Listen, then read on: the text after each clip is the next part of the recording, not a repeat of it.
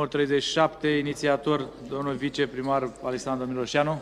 Stimați colegi, data de 22 martie 1935 este data la care se depune o solicitare din partea unui grup impresionant de personalități ale municipalității Băcăoane, prin care se solicita înființarea unui parc public pe suprafața între spital și calea ferată.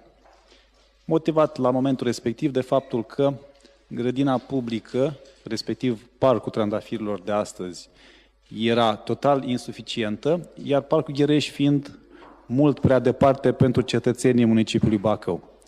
Ulterior, prin ședința Consiliului Comunal de la acea vreme, această propunere a fost dezbătută și aprobată, de reținut faptul că, dacă nu ar fi fost această solicitare, toată întreaga suprafață care este în momentul de față, se reprezintă în momentul de față parcul Cancicov, ar fi fost un cartier de case, întrucât anterior acestei propuneri, proiectul era de lotizare și repartizare pe locuri de casă. Motivul pentru care nu s-a întâmplat acest lucru a fost unul de ordin financiar, având în vedere faptul că la momentul respectiv primăria ar fi trebuit să deconteze lucrările pentru utilități publice, un lucru care ar trebui să ne inspire și pe noi. Atunci când dorim să dezvoltăm proiecte de dezvoltare imobiliară. Fără îndoială că Parcul Cancicov este pentru noi băcoanii un obiectiv fundamental, este o carte de vizită a orașului și cu această ocazie cred că ar trebui să precizez faptul că e necesar să ne gândim și la ce vrem să facem în continuare cu Parcul Cancicov, deci vreau să folosesc acest moment de a face un apel și către domnul primar și către dumneavoastră să începem să dezvoltăm o gândire amplă pentru Parcul Cancicov, în așa fel încât să fim mândri de el.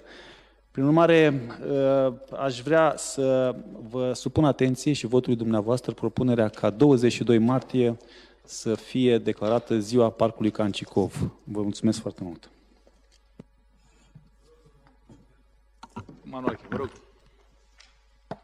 Domnul Miroșeanu, am văzut că sunteți inițiatorul acestui proiect și v-aș propune, dacă tot ați inițiat proiectul, ca sărbarea zilei Parcului Cancicov, că sunt în totalitate de acord cu propunerea noastră, să fie data nașterii celui care îi poartă numele Parcului Cancicov, având în vedere că în august e mai cald, e mai prietenoasă vremea cu noi și cred că mulți băcăoani s-ar bucura dacă l-ați și reamenaja, să serbeze în Parcul Cancicov ziua nașterii celui căruia îi poartă numele. Sigur că da, Mircea Cancicov, o personalitate marcantă a istoriei băcăoane, fost consilier local, deputat, ministru a economiei. Liberal. Este de fapt și motivul pentru care a dat numele acestui obiectiv.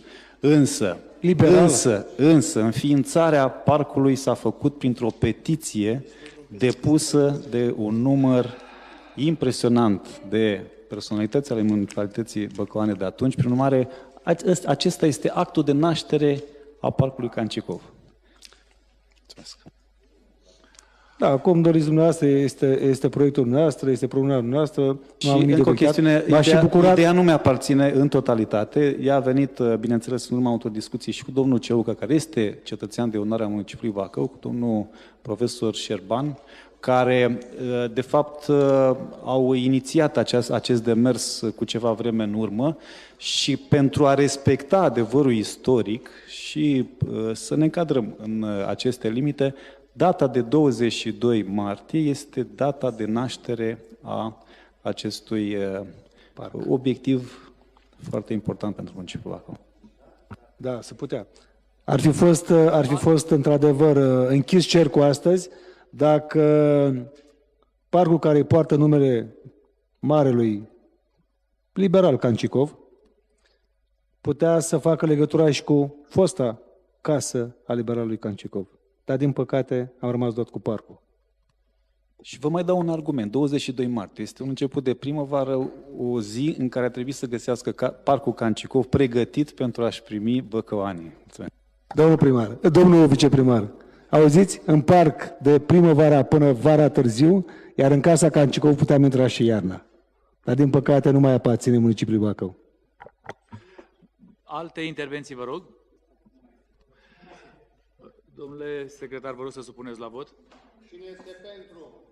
Este cineva împotrivă? Se abține cineva? Cu 23 de voturi a fost aprobat proiectul de hotărâre. Supun atenție